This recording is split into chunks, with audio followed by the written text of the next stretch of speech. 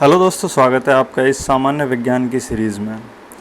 हम इस सीरीज़ को कंटिन्यू करते आ रहे हैं पिछले कुछ टाइम से, और इसमें हम ऑलरेडी 8 लेक्चर कंप्लीट कर चुके हैं। और उन जो 8 लेक्चर हैं उनमें लगभग 180 यानी कि 180 क्वेश्चन हम ऑलरेडी कर चुके हैं। अब इसमें हम फिज़िक्स को कवर कर रहे हैं, उसके बाद हम सीरियली बायोलॉजी, कंप्यूटर साइंस इनको कवर करेंगे। इसमें जितने भी सारे क्वेश्चन कराए जा रहे हैं सारे के सारे अच्छे लेवल के क्वेश्चन हैं, MCQ टाइप के, और हम उनको कॉन्सेप्ट के साथ समझ रहे हैं। बिल्कुल यहाँ पे रटने की कोई ज़रूरत नहीं है, क्योंकि हर क्वेश्चन के पीछे लॉजिक है साइंस में, और साइंस का तो मतलब ही यही होता है। तो इसलिए आप एक क्वेश्चन को अच्छे से समझेंगे। तो चलो शुरू करते हैं, और है क्वेश्चन नंबर आज का पहला 181। प्रश्न है कि जब किसी वस्तु को पृथ्वी से चंद्रमा पर ले जाया जाता है तो ऑप्शन ए उसका भार बढ़ जाता है, ऑप्शन बी उसका भार घट जाता है, ऑप्शन सी उसके भार में कोई परिवर्तन नहीं होता, ऑप्शन डी वह पूर्ण रूप से भार रहित हो जाता है। तो मैं यहाँ पहले बता दूँ, ये UPPCS में आया है, और इसके साथ ही कि जितने भी आज की इस सीरीज़ में रहेंगे क्वेश्चन आज के इस लेक्चर में और कल वाले लेक्चर में, क्योंकि यहाँ जो यूनिट फर्स्ट है इसकी उसका द एंड होने वाला है आज के और कल के लेक्चर में। तो ये क्वेश्चन मोस्टली रिपीटेड हैं, मिक्स टाइप के हैं, यहाँ आप कह सकते हैं रिवीजन टाइप के हैं। तो इनके ज़्यादातर के आंसर आपको पता होने चाहिए। अगर नहीं भी पता है तो आप फिर रिवीजन करें थोड़ा, और पिछले लेक्चर्स को भी अच्छे से देखें, क्योंकि ये सारे कॉन्सेप्ट हम ऑलरेडी कवर कर चुके हैं। तो प्रश्न है कि जब किसी वस्तु को पृथ्वी से चंद्रमा पर ले जाया जाता है तो उसका भार बढ़ जाता है, घट जाता है, या कोई परिवर्तन नहीं होता, या पूर्ण रूप से भार रहित हो जाती है। तो ये कॉन्सेप्ट हमने आपको बताया था, एक द्रव्यमान वाला और वेट वाला। एक मास होता है और एक वेट होता है, ठीक है। जो मास है वो कभी भी चेंज नहीं होता, जो कि वेट है वो चेंज होता रहता है जी के हिसाब से। जी की वैल्यू अगर ज़्यादा होगी तो वेट ज़्यादा होगा, अगर जी की वैल्यू कम होगी तो वेट कम होगा।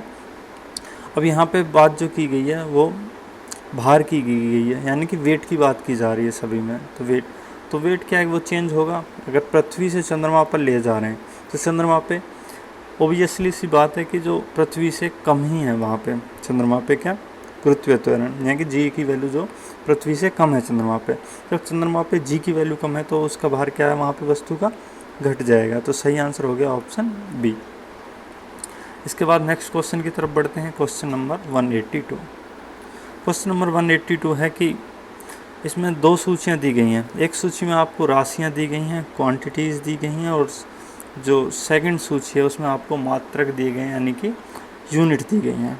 अब इसमें करना क्या है, आपको दोनों सूचियों की जो राशि और मात्रक हैं उनको आपस में जो सही राशि का सही मात्रक है वो आपको मैच कराना है। जैसे विद्युत बल, तो विद्युत बल का इनमें से क्या है, वोल्ट है, न्यूटन है, कूलाम है, फैराडे। देखना इसमें सारे में एक कॉमन चीज़ मिलेगी आपको, विद्युत ही है। तो यहाँ पे ये तो हो गया, लेकिन विद्युत में बहुत सारी चीज़ें, बल की बात की जा रही है तो बल का क्या होता है, न्यूटन ही होता है, ठीक है। तो आप लिख देंगे यहाँ 2। इसके बाद अगर आवेश की बात करें तो आवेश को हम कूलाम में ही मेज़र करते हैं। आवेश की जो यूनिट है वो क्या है, कूलाम है, यानी कि इसका हो गया 3। इसके बाद विभव, पोटेंशियल की बात करें तो विभव का होता है वोल्ट, तो इसका हो गया ऑप्शन ए। इसके बाद धारिता की, कैपेसिटेंस की बात करें तो इसका हो गया फैराडे, तो 4, ठीक है। फोर्स का यहाँ पे न्यूटन, आवेश यानी कि चार्ज तो इसका कूलाम हो गया। विभव की बात करें तो विभव यानी कि पोटेंशियल इसका वोल्ट हो गया, और अगर धारिता की बात करें तो इस कैपेसिटेंस इसका फैराड हो गया। तो 2, 3, 1, 4, तो आप देखेंगे कि ऑप्शन बी जो है वो इसका सही आंसर हो जाएगा, ठीक है। ऑप्शन बी सही आंसर। इसके बाद नेक्स्ट क्वेश्चन देखते हैं, क्वेश्चन नंबर 183। तो क्वेश्चन नंबर 183 है कि एक भू स्थिर उपग्रह यानी कि जियो सिंक्रो सैटेलाइट, इस पर हमने बहुत सारे क्वेश्चनों की प्रैक्टिस कराई है, तो ये आपको कहाँ तक है पता होना चाहिए। अगर नहीं भी पता है तो हम यहाँ वैसे बताएंगे, ठीक है, पर ध्यान से समझना। अपनी कक्षा में निरंतर गति करता है और यह अपकेंद्र बल के प्रभाव से होता है जो प्राप्त होता है। यानी कि जैसे कोई जियोसिंक्रो सैटेलाइट है तो वो जैसे पृथ्वी के साथ साथ क्या ऐसे ही घूमती रहती है, जैसे ये पृथ्वी घूम रही है तो उसी की सेम उसी के ऊपर वो घूमता रहता है। और जो उसकी हाइट बताई थी हमने 36,000, ठीक है, इतनी ऊंचाई पे वो घूमता रहता है। तो इसमें पूछा गया है कि जब वो घूमता है, निरंतर गति करता है, तो उसको जो अपकेंद्र बल है वो कहाँ से प्राप्त होता है। जो सेंट्रीपिटल फोर्स है उसका जो इफेक्ट है वो कहाँ से प्राप्त होता है। ऑप्शन ए उपग्रह के प्रेरित करने वाले रॉकेट इंजन से, ऑप्शन बी पृथ्वी द्वारा उपग्रह पर लगने वाले गुरुत्वाकर्षण से, ऑप्शन सी सूर्य द्वारा उपग्रह पर लगने वाले गुरुत्वाकर्षण से, ऑप्शन डी उपग्रह द्वारा पृथ्वी पर लगने वाले गुरुत्वाकर्षण से। तो देखो, उपग्रह को प्रेरित करने वाले रॉकेट इंजन से, तो रॉकेट इंजन क्या है कि सैटेलाइट को लॉन्च करके छोड़ देता है, उसके बाद उसका कोई मतलब नहीं है, तो गलत हो गया। इसके बाद ऑप्शन बी को भी छोड़ते हैं क्योंकि ये इसका सही आंसर ऑप्शन सी सूर्य द्वारा उपग्रह पर लगने वाले गुरुत्वाकर्षण से। तो उपग्रह का यहाँ पे सैटेलाइट का सूर्य से कोई मतलब नहीं है क्योंकि वो जियोसिंक्रो भू स्थिर है। भू मतलब भूमि स्थिर, तो भूमि के साथ ही स्थिर है, बिल्कुल उसी के समान गति करेगा, तो ये भी गलत हो गया। इसके बाद उपग्रह द्वारा पृथ्वी पर लगने वाले गुरुत्वाकर्षण, तो उपग्रह आकार में इतना छोटा होता है पृथ्वी से कि वो उस पर कोई गुरुत्वाकर्षण बल लगा ही नहीं सकता, तो ऑप्शन बी बचा, तो यही इसका सही आंसर है क्योंकि बचा ही है। तो ये एलिमिनेट प्रोसेस जो होता है, आप इससे भी क्वेश्चन को सॉल्व कर सकते हैं। अगर आपको सही आंसर नहीं पता तो आप गलत करते हुए चले जाइए, जो सही बचेगा लास्ट में वही सही होगा। हालांकि अगर आपको उसका करेक्ट आंसर पता है तो भी आप उसे कर सकते हैं क्योंकि पृथ्वी द्वारा जो उपग्रह पर गुरुत्वाकर्षण लगता है उससे जो अपकेंद्र बल प्राप्त होता है उसी के प्रभाव से वो अपनी कक्षा में निरंतर गति करता है, यानी कि अपने ऑर्बिट। तो ये यूपीसीएस 2006 में पूछा गया है, ठीक है। तो यहाँ पे मैं ये मेथड भी बताने वाला था आपको कि इस तरह से अगर आपको प्रश्न में थोड़ी दिक्कत हो रही है तो आप इस तरह से भी प्रश्न को सॉल्व कर सकते हैं।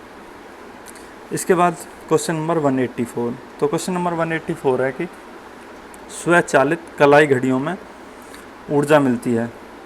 ऑप्शन ए करचल ऐंठन से, ऑप्शन बी बैटरी से, ऑप्शन सी द्रव क्रिस्टल से, ऑप्शन डी हमारे हाथ के विभिन्न संचालन से यानी कि मूवमेंट से।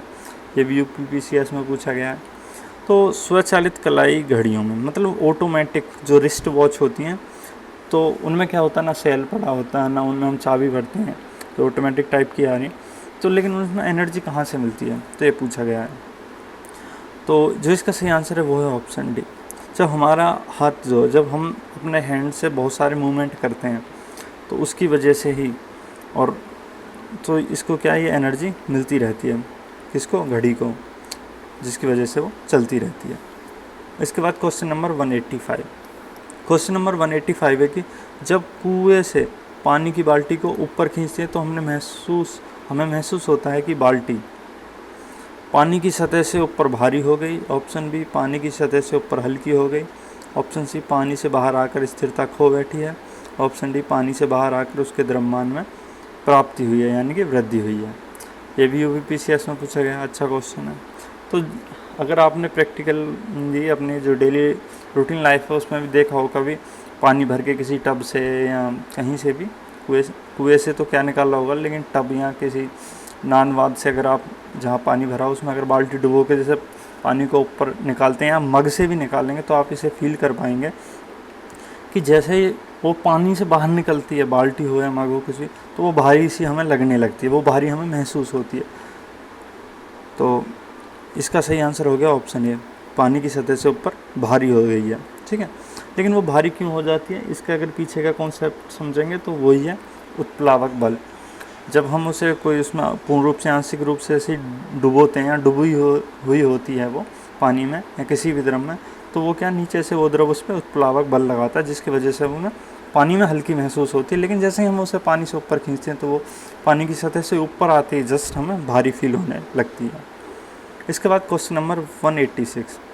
क्वेश्चन नंबर 186 है कि भारहीनता होती है, मतलब हमें वेटलेस लग रहा है कि जैसे इसमें तो कोई वेट है ही नहीं, तो वो क्या होती है। ऑप्शन ए गुरुत्वाकर्षण की शून्य स्थिति, ऑप्शन बी गुरुत्वाकर्षण घटता है, ऑप्शन सी निर्वात की स्थिति में, ऑप्शन डी उपरोक्त में से कोई नहीं है। एमपीपीसीएस में पूछा गया, ठीक है। तो भारहीनता मतलब W वेट mg बराबर 0, ठीक है। तो ये इस फॉर्मूले पे से भी हम इसे सॉल्व कर सकते हैं। तो इसमें क्या है, जब गुरुत्वाकर्षण की शून्य स्थिति होती है यानी कि जो g है वो 0 हो गया, तो अगर g को हम 0 कर दें तो m इंटू g की जगह 0 रखेंगे तो क्या आएगा 0। तो हमें कोई भी वस्तु है वो भारहीन महसूस होगी। इसके बाद क्वेश्चन नंबर 187। क्वेश्चन नंबर 187 है, निम्नलिखित में से कौन सबसे अधिक प्रत्यास्थ है? कौन सबसे ज़्यादा प्रत्यास्थ है इसमें? ऑप्शन ए रबड़, ऑप्शन बी गीली मिट्टी, option C steel, option D plastic. तो प्रत्यास्थ का गुण ये होता है कि अगर हम किसी भी वस्तु को उसमें तोड़ मरोड़ के, उस पर कोई फोर्स लगा के, बल लगा के उसकी आकृति में परिवर्तन करने की कोशिश कर रहे हैं, तो अगर वो उसका विरोध करता है, ऐसा नहीं है कि जैसे बिल्कुल ऐसे हम उस पर फोर्स लगाते हैं, तो कौन उसको कितना ज़्यादा सह पाता है? जैसे रबड़, अगर रबड़ पर हम फोर्स लगाएंगे तो वो आसानी से मुड़ जाती है, तो कम प्रत्यास्थ है। गीली मिट्टी भी उस पर फोर्स लगाते हैं तो कैसी भी गीली मिट्टी की हम आकृति बदल देते हैं। जबकि स्टील आसानी से नहीं मुड़ता। ऑप्शन डी प्लास्टिक है, ये भी आसानी से मुड़ जाता है। तो इसका जो सही आंसर हो गया वो हो गया option C, option C steel. तो स्टील सबसे अधिक प्रत्यास्थ है, क्योंकि अगर जैसे स्टील पे हम लगाते हैं तो उससे आसानी से उसकी जो आकृति है वो चेंज नहीं होती। अगर स्टील की कोई जैसे पत्ती भी अगर हम उसको मोड़ भी देंगे तो वो वापस सीधी हो जाएगी, बहुत मतलब आसानी से वो नहीं मुड़ती है। इसके बाद क्वेश्चन नंबर 188। क्वेश्चन नंबर 188 है कि एक भू उपग्रह अपनी कक्षा में निरंतर गति करता है, यह आपके बल के प्रभाव से होता है जो प्राप्त होता है। रिपीटेड क्वेश्चन है, ठीक है। तो इसका सही आंसर था पृथ्वी द्वारा उपग्रह पर लगने वाला गुरुत्वाकर्षण से, ऑप्शन बी, ठीक है। तो इसको हम ज़्यादा यहाँ पे टाइम अपना खर्च नहीं करेंगे क्योंकि ये ऑलरेडी पीछे कर चुके हैं। इसके बाद क्वेश्चन नंबर 189। क्वेश्चन नंबर 189 है कि घड़ी के स्प्रिंग में भंडारित ऊर्जा। अब ये घड़ी के स्प्रिंग में भंडारित ऊर्जा से प्रश्न है, कौन सी ऊर्जा होती है घड़ी के जो स्प्रिंग में हम जैसे उसमें चाबी भर देते हैं तो उसमें कौन सी ऊर्जा होती है? गतिज ऊर्जा होती है, स्थितिज ऊर्जा होती है, उसमें ऊर्जा होती है, रासायनिक ऊर्जा होती है। तो आपको बताना चारों में से कौन सी होती है, एसएससी में पूछा है प्रश्न। तो पहले मैं एक और बात बताता हूँ आपको। जैसे यहाँ घड़ी के स्प्रिंग की बात कर रहा, तो ये तो एक एग्जाम्पल है घड़ी का, उसने दे दिया। हालांकि जैसे खिलौने आते हैं बहुत सारे, उनमें भी चाबी भरी होती है। गाड़ी आती है ना खिलौने टाइप में, उनमें भी चाबी भरते हैं हम, स्प्रिंग होती है उनमें भी। या फिर जैसे धनुष होता है तीर कमान वाला, उसमें जैसे हम उसको पीछे की तरफ खींच के रखते हैं उसकी डोरी को, उस पर तीर लगा के, तो उसमें भी। तो इन सारी चीज़ों में कौन सी ऊर्जा होती है? तो इन सभी में स्थितिज ऊर्जा होती है, ठीक है। तो इसका सही आंसर हो गया ऑप्शन बी। इसके बाद क्वेश्चन नंबर 190। क्वेश्चन नंबर 190 की कक्षा में अंतरिक्ष यान में भारहीनता की अनुभूति का कारण है। ऑप्शन ए बाहरी गुरुत्वाकर्षण का अभाव, ऑप्शन बी कक्षा में त्वरण बाहरी गुरुत्वाकर्षण के कारण त्वरण के बराबर होता है, ऑप्शन सी बाहरी गुरुत्वाकर्षण किंतु अंतरिक्ष यान के भीतर नहीं, ऑप्शन डी कक्षा में अंतरिक्ष यान में ऊर्जा का नहीं होना। तो जो इसका सही जवाब है वो है ऑप्शन बी, कक्षा में त्वरण बाहरी गुरुत्वाकर्षण के कारण त्वरण के बराबर होता है, ठीक है। तो जो कक्षा में त्वरण होता है वो जी के बराबर हो जाता है, जिसकी वजह से क्या भारहीनता की अनुभूति होती है। जो भी अंतरिक्षयान मतलब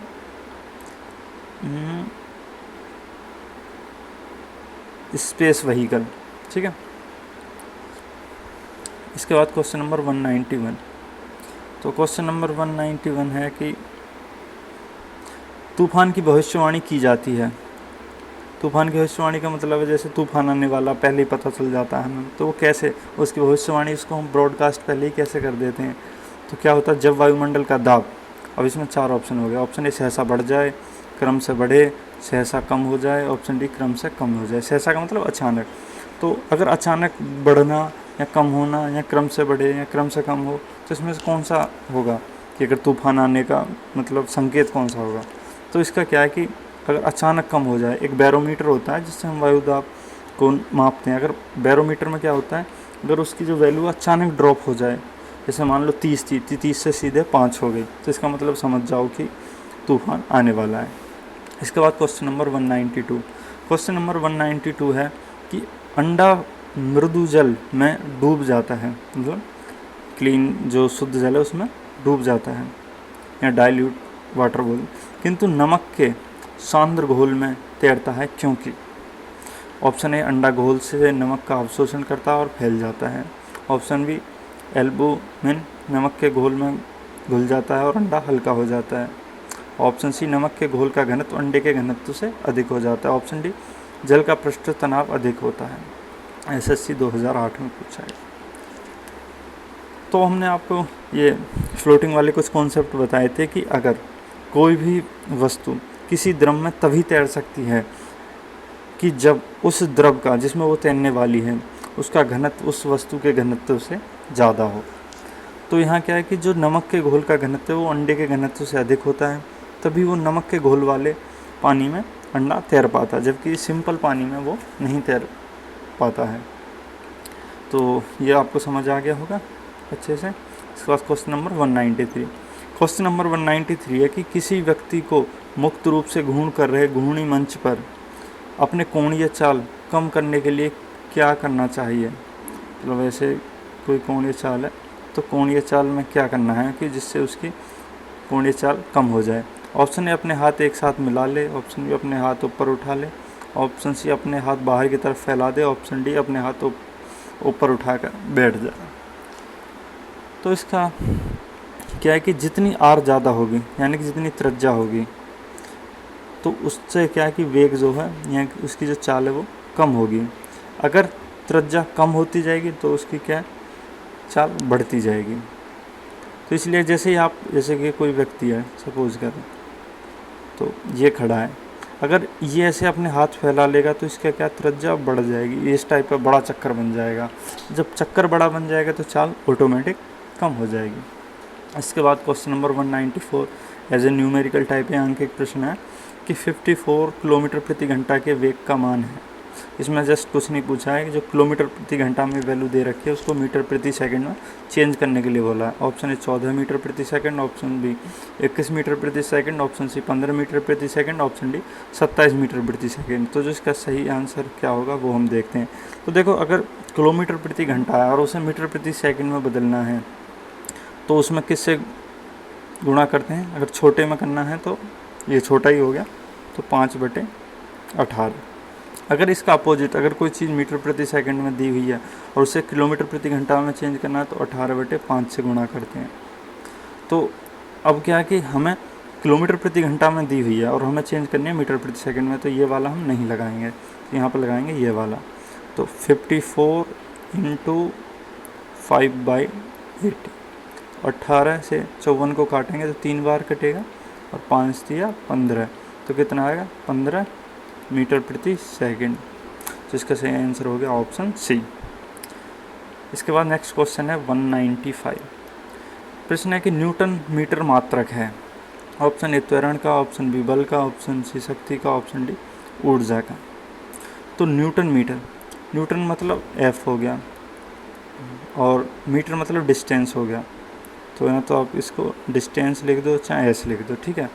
तो ये किसका होता है, तो आपने अगर कार्य का फॉर्मूला पता हो वर्क का तो W बराबर F/S या F/D। एस भी वहाँ पे दूरी होती है या dv को हमें यहाँ दूरी ही मानना है। तो और जो कार्य है क्या होती है वो ऊर्जा के समतुल्य होती है, क्योंकि कार्य में ही ऊर्जा खर्च होती है। तो जो F है वो न्यूटन हो गया और जो डिस्टेंस D है वो मीटर हो गया। तो ये किसका मात्रा हो गया ऑप्शन डी ऊर्जा का। अगर आपको बाकी तीनों के जैसे सभी के मात्रक याद हैं तो आप इसको डायरेक्टली कर सकते हैं। बाकी तीन को काट के यानी कि क्रॉस करके उनको एलिमिनेट अलग हटा देंगे, बचेगा एक कौन सा ऊर्जा वाला, तो वो सही आंसर हो जाएगा। इसके बाद क्वेश्चन नंबर 196। क्वेश्चन नंबर 196 है कि निम्नलिखित में से कौन सा एक kg द्रव्यमान के पिंड पर कार्यशील पृथ्वी के गुरुत्व बल का सही मान है। तो पृथ्वी के जो सही गुरुत्व बल का मान है 9.8 न्यूटन। तो इसका आंसर ऑप्शन बी है, ये NDA में पूछा गया। इसके बाद क्वेश्चन नंबर 197। क्वेश्चन नंबर 197 है कि दूध से क्रीम निकाल लेने पर, यानी कि दूध है और उससे हम क्रीम को अलग कर लेते हैं चला के दूध को, तो उस दूध का घनत्व बढ़ता है, ऑप्शन बी दूध का घनत्व घटता है, ऑप्शन सी दूध का घनत्व अपरिवर्तित रहता है, ऑप्शन बी उपयुक्त में से कोई नहीं, मतलब डेंसिटी उसका गाढ़ापन। तो नॉर्मली हम यही सोचेंगे कि जो दूध क्या घनत्व है वो घट जाएगा हम अगर हमने उसमें से क्रीम निकाल ली, मतलब वो उसकी डेंसिटी कम हो जाएगी, लेकिन ऐसा नहीं है। इसका जस्ट इसमें थोड़ा आपको सोचना है और इसका सही आंसर है ऑप्शन ए दूध का घनत्व बढ़ जाता है। क्यों? जैसे मान लो अगर आपने 10 kg दूध है, ठीक है, और 10 किलो दूध से अगर आपने आपने निकाल दी क्रीम, ठीक है, अगर आप उससे क्रीम निकाल देंगे तो क्रीम निकालेंगे तो उसका वॉल्यूम भी कम होगा और उसका मास भी कम होगा। लेकिन इसमें क्या है, इसका वॉल्यूम ज़्यादा कम होगा मास के कंपैरिजन में, तो जिसकी वजह से क्या है कि जो उसका घनत्व है, जो डेंसिटी है, वो बढ़ जाता है और उल्टा। इसके बाद क्वेश्चन नंबर 198। क्वेश्चन नंबर 198 है कि एक पिंड का संवेग, संवेग से संबंधित प्रश्न है कि एक पिंड का संवेग है। अब इसमें क्या है कि कथन यह है कि एक सदिश राशि है, हाँ सदिश राशि होती है, और कथन 2 है एक प्रतिकृत तंत्र में संरक्षित राशि है, यानी कि संवेग संरक्षण का अगर आपने नियम सुना होगा, वैसे तो मैंने बताया है क्वेश्चनों में, तो उससे क्या एक संरक्षित राशि है। ऑप्शन 3 रैखिक गति के बल के समान है, तो ये गलत। ठीक है, तो इसमें पूछा है कि नीचे दिए गए कूट का प्रयोग करके सही उत्तर चुनिए, तो इसका सही आंसर होगा इसमें, अगर 1 और 2 सही हैं तो इसका सही आंसर होगा ऑप्शन सी 1 और 2। ये NDA NE में पूछा गया है। इसके बाद क्वेश्चन नंबर 199। क्वेश्चन नंबर 199 है कि धक्का सह, यानी कि शॉक ऑब्जर्वर होते हैं जिनको धक्के लगते हैं थोड़ा उबड़ खाबड़ जगह में, जैसे गाड़ी चलती है तो नीचे शॉक ऑब्जर्वर लगे होते हैं गाड़ियों में, बाइकों में ऐसे, तो वो स्टील के बनाए जाते हैं क्योंकि यह भंगुर नहीं होते, इनकी प्रत्यास्थता कम होती है, इनकी प्रत्यास्थता अधिक होती है, इनमें कोई तन्यगुण नहीं होता। तो इसका सीधा सा आंसर हो गया कि इनकी प्रत्यास्थता अधिक होती है, जिसकी वजह से ही स्टील के लगाए जाते हैं, क्योंकि स्टील की प्रत्यास्थता अधिक होती है, आपने अभी पढ़ा है पिछले क्वेश्चन में भी। तो जिसकी वजह से क्या है कि एक आसानी से डिफॉर्म नहीं होते, यानी कि आसानी से मुड़ नहीं पाते। अगर किसी और चीज़ की लगा दी हल्की जिसकी प्रत्यास्थता कम है तो वो क्या, वो मुड़ जाएगा, जैसे उस पर शॉक पड़ेगा या उस पर धक्का लगेगा तो मुड़ जाएगा। और आज का लास्ट क्वेश्चन है क्वेश्चन नंबर 200। क्वेश्चन नंबर 200 है कि चंद्रमा पर वायुमंडल नहीं है क्योंकि, तो चंद्रमा पर वायुमंडल नहीं होने का कारण पूछा गया है यहाँ पे। ऑप्शन ए यह पृथ्वी के पास है, ऑप्शन बी यह सूर्य की परिक्रमा करता है, ऑप्शन सी यह सूर्य से प्रकाश पाता है, ऑप्शन डी यहाँ परमाणुओं का पलायन वेग उसके वर्ग माध्यम मूल वेग से कम है। RRB में पूछा है और ये क्वेश्चन हमने ऑलरेडी करा चुका है, अगर आपने सारे लेक्चर्स देखें तो आपको ये उसमें मिल जाएगा, लेकिन हम यहाँ फिर भी इसको बता देते हैं। तो इसका सही आंसर है ऑप्शन डी। यहाँ परमाणुओं का जो पलायन वेग है वो उनके वर्ग माध्य मूल वेग से क्या है, कम है, जिसकी वजह से क्या है कि यहाँ पर चंद्रमा पर वायुमंडल नहीं पाया जाता है।